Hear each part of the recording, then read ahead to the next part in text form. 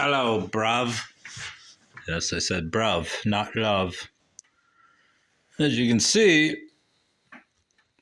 the previous books are still there.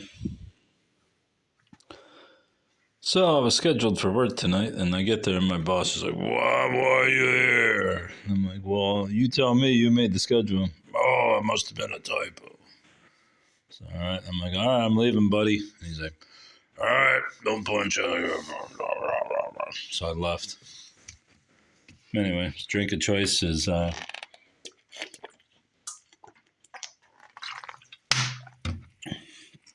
Kroger seltzer with some what's that shit called?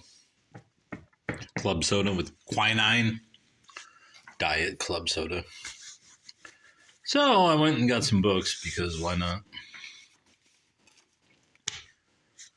This book, The Whole of Their Lives by Benjamin Gitlow, I believe is a Western Islands book, which is more or less a John Birch Society book. And I don't know what it's about, but communism in America, a personal history, an intimate portrayal of its leaders. I'm sure it mentions Joseph McCarthy in here, and I know the doctrine is that Joseph McCarthy was a bad guy and communists weren't taking over our government. But as you see,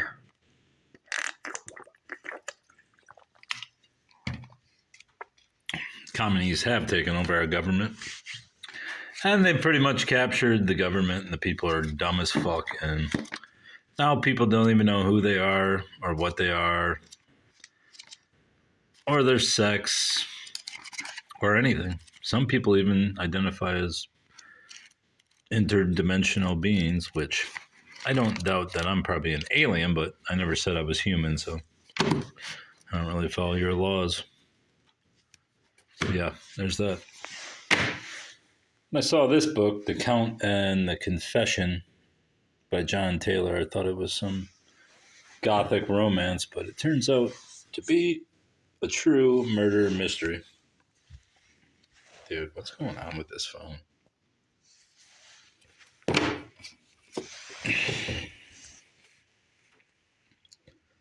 An astounding tale. The light's horrible tonight here. Speaking of which, the moon is outrageously big tonight.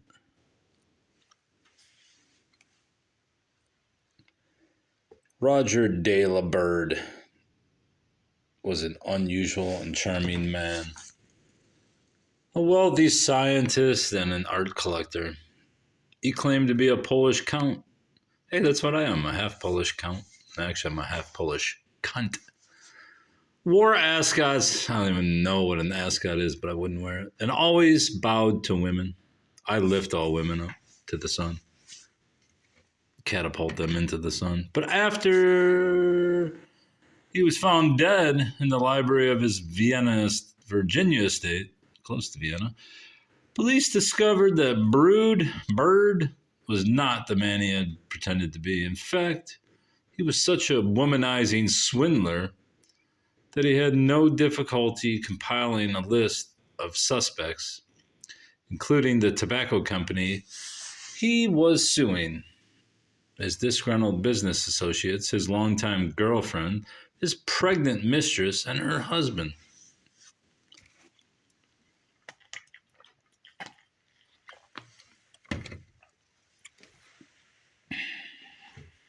The woman ultimately charged with the crime seemed the least likely of them to commit murder. Beverly Monroe was an educated and unfailingly genteel Southern mother of three who had never had so much as a parking ticket. But she had been Bird's lover for 12 years, despite his frequent affairs. And she made a bizarre confession under intense police questioning. Was she really guilty, or had she been manipulated by the police? Unimpeachable research, John Taylor reveals the multiple layers of this fascinating case and leaves readers with troubling doubts about Bird, about Monroe, and about the justice system in America. America. Now, this book is not really a book. It's the Jaguar Guide, which is funny.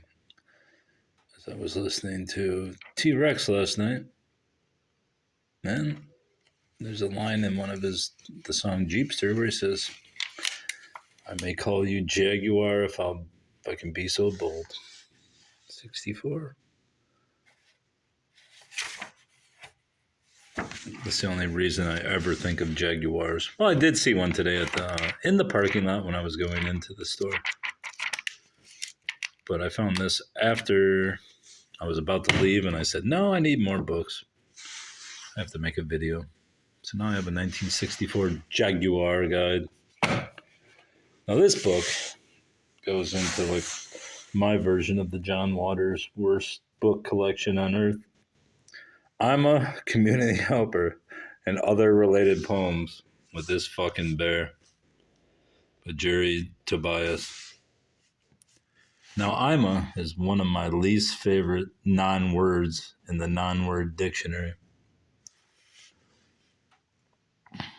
A doobie is no, I guess that's not a word, but Ima is like a combination, obviously, of I am. Dumbest fucking word I've ever heard. And, I mean, there should be a death penalty attached to anybody that uses it, quite frankly. There might be somewhere in some sane, rational world. But, I mean, the teddy bear combined with Ima made me just say, man, there can't be a worse fucking title of a book. I'm a news person. No, there was one in here, I'm a ghost. I gotta find I'm a ghost. Put that in my newspaper. Oh, look, they're even in order. I'm a dental hygienist. Ima says I'm a dentist, I'm a detective. I'm a doctor, I'm a father. And they're kind of in order. I'm a 5 person. Is that what that says? Fire person. What the fuck? I'm a ghost. There we go. I'm a ghost. I'm a ghost, or spook, you see. Spook, you see. I spook and scare with a ghoulish glee. I like to dress in ghostly white. I skulk around throughout the night. I haunt in cemeteries and spook old places. I even creep between wall spaces. Just fucking stay in portrait mode.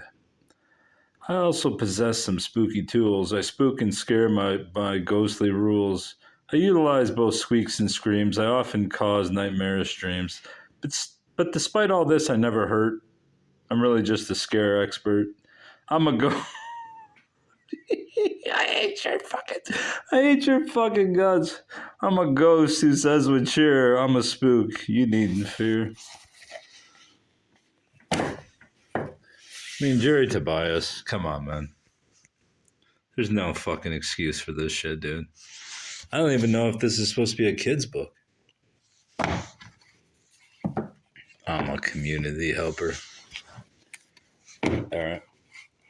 I've been seeing Amish books lately, and I thought, you think about the Amish and these motherfuckers. You got like the hippies who dropped out, and the Amish really dropped out. They don't follow any of the laws. They collect cash. They ride on people back in people's cars and go to Little Caesars and get a fucking $5 pizza. Well, $6 pizza now. They do all the shit we do, but they just don't pay taxes and they just live happily with their fucking 7 generations of inbreds. Though I'm sure there's some kind of unwritten law now where you try not to fuck your first cousin, so young Jebediah doesn't come out with a hunchback. But yeah, I mean, I wouldn't even doubt if there's like fugitives living among the Amish. Plain and Amish, an alternative to modern pessimism. Back when my father had a house out in Hillsdale area, I was driving one day, him and I and girlfriend and probably my younger brother, and I went up over this little hill out in the fucking Michiana border, and I went up a hill and there was a fucking what do you call them, a buggy, and I almost slammed into that son of a bitch at about 65. My dad went insane. What are you doing? It's like, listen, man, you gotta get up to modern times and get that fucking horse off the road. He didn't see it that way, but whatever. I mean, I guess you don't really need to know about the Amish here besides that. So now I have 2 or 3 Amish books. All right, bruv. Here we are, Don Fernando. W. Somerset Maugham. Quite frankly, I could care less about Somerset Maugham. But one of the dudes I follow on here who has a book thing, which is why I started doing books, not because of him, but I saw other people were doing books, and he sounds like he's an Aussie or something. So that's why I started doing my bruv. Hello, love. If you cared. I don't even care what Don Fernando's about. I'm guessing it's about Spain, and I could give a fuck less about Spain or France. Those are 2 truisms in my life. The folktale. What a drab-looking cover. Stith Thompson. Wonder if he's related to Pearl Thompson of The Cure. Thompson believed the folktale to be an important and living art. The fuck is that, a truck? Underlying all literary narrative forms. Most of all, he wanted to acquaint readers with most of the great folk tales of the world, not only for their own interest as stories, but as elements of culture. He writes about the nature and form of the folk tale, gives an account of tales from Ireland to India, devotes a special section to the North American Indian tales and myths, and another to the methods of collecting, classifying, studying folk tales as a living art. He found them rich and varied sources of entertainment and wisdom. So much is to be found in them, he said, that the talents of literary critics, historians, anthropologists, psychologists, linguists are all necessary. Study of the folktale involved more talents than one man can easily possess. Stith Thompson came close to possessing them. I take it Stith is dead. Anyway, I have Stith's book now.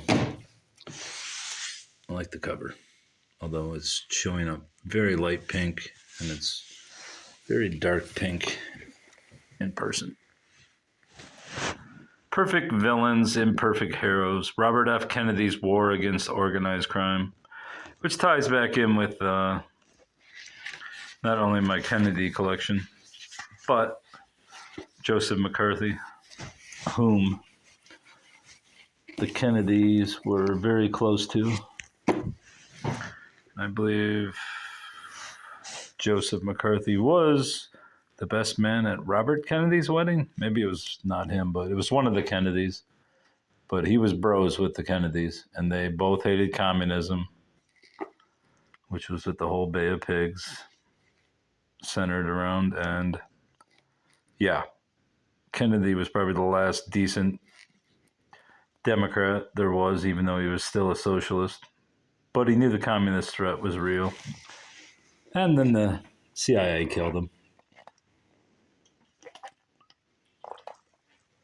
Because George Poppy Bush was a communist spook with the CIA. I mean, people are like, oh, there are no conspiracies. No, they just killed your president on live television. Organized it and killed his ass.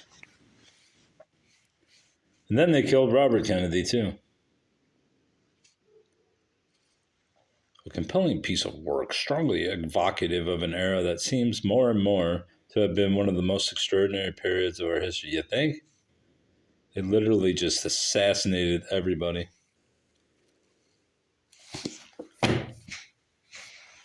Growing Up Anger. Oh, Grown Up Anger. The Connected Mysteries of Bob Dylan, don't care. Woody Guthrie, really don't care. And the Calumet Massacre of 1913, which Calumet is a city in Michigan. And I know nothing about this massacre, but for $1.75, I will find out what it's about eventually when I get to reading the chapter about Calumet. Because I really don't care about Bob Dylan, even though he had about 5 good songs. Grown Up Anger starts with popular music, but by the time Daniel Wolfe was finished, it's evolved into a fierce lyrical excavation of buried history. Too often we talk about race and class, freedom and greed in general terms, using anger as a pickaxe. Wolfe provides the details to the stories that make sense of where we are today. The result? The families in the Calumet Massacre of 1913, deaths of mine workers and their families. Yeah, I've never heard about this, but I guess I will now. Here's a book that I think I have 17 copies of, quite literally, but it's hard to find. It's hard to find hardcovers of this book. And so every time I see a hardcover, I buy it because I assume it's in better condition than the one I have. I always assume that. What's this?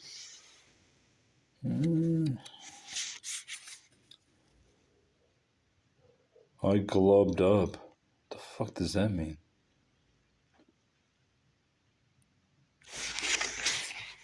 Is this a video about the end?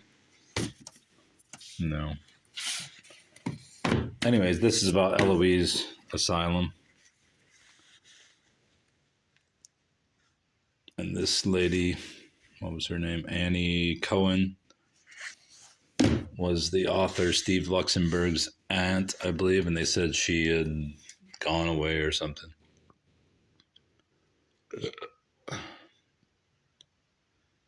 I was sure that his mother was an only child.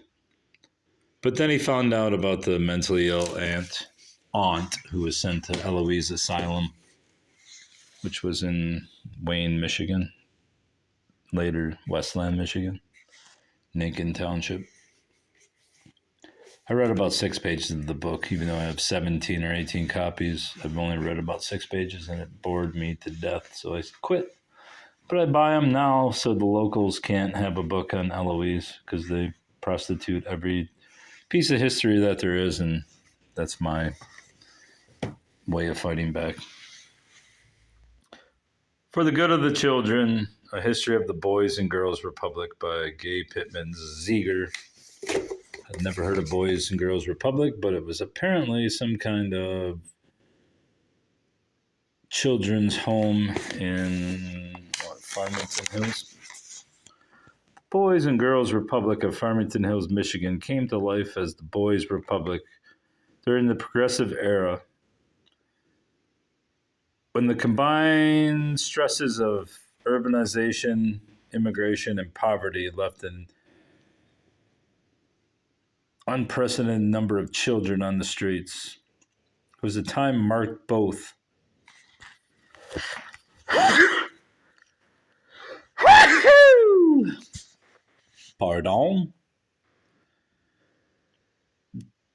unprecedented number of children on the streets. It was a time marked both by social change and by new thinking about the welfare of children, especially the neglected, delinquent, or abused. Here, Gay Ziegler tells the story of the remarkable humanitarians and reformers in the Detroit area who offered such children shelter, food, and comfort. Yeah, so I bought it because of its Detroit connection. Don't know anything about it. But I know there was a lot of summer camps provided by the newspapers of the time that also sent poor and sick children to camp for the summer, or a couple weeks at least. So yeah, that's that. More new books. Too many to process. I don't care anymore. Just drink some seltzer.